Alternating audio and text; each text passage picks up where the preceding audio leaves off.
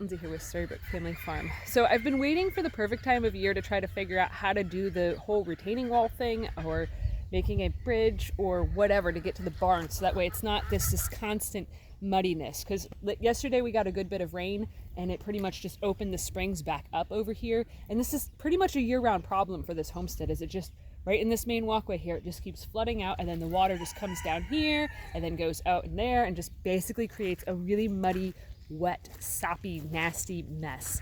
So what I'm trying to do today is I've got a trench sort of dug right here.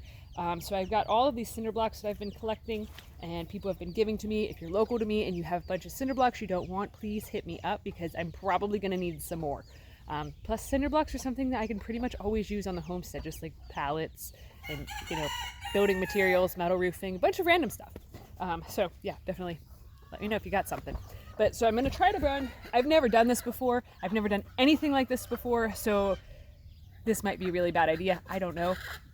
I'm going to try to build essentially like a retaining wall. I dug a trench out here to put the blocks down on. And then I have pipes laid out. These obviously are not long enough pieces of pipe to do this, but I have two pieces of pipes laid out where the water usually comes up over the pathway and it's the wettest, muddiest, muckiest mess. Because there are multiple springs over in here. I figured that that's probably where the springs have like the most amount of flow to them. So I'm going to try to divert the water to go from there, and then in this super wet area here, I'm going to actually try to build essentially like a basin. So I'm putting the cinder blocks over here.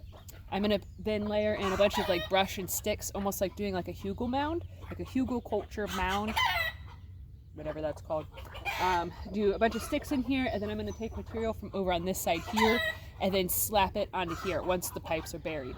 So I'm essentially going to create a small mini pond over in here that then is going to drain down into pipes that are going to come out through the retaining wall and then probably just end up piping it or creating a little ditch or a divot to then take it off of the property.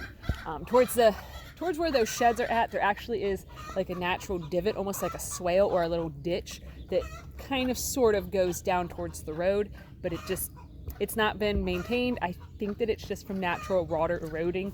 I don't imagine that the previous owners of this property really did any big maintenance like that, because that's been kind of a thing.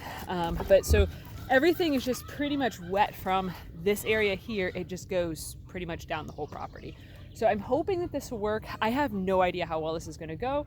I also know that it's extremely hot today. So the other project that's going to get done today is I'm going to end up doing more pond work. So I'm starting back here in the full sun job. It's very humid out. We do have a lot of haze from the wildfires, and I think it's in Canada. But so yeah, not the best day to do this, but I needed it to be actually very wet. I needed all the springs to open up again, so then that way I can really see where the water is flowing from. But it's going to be a labor-intensive day, so please send some energy my way. Say a little prayer, cross your fingers for my back to hold out, because this is going to be quite the doozy. Once Tracy's done making breakfast and we eat breakfast, and she's going to come out and give me a hand, so that way it's not just a solo job, because this is way too big of a job for one person to just do with the shovel. So anyways, thanks for watching. Have a good one, guys.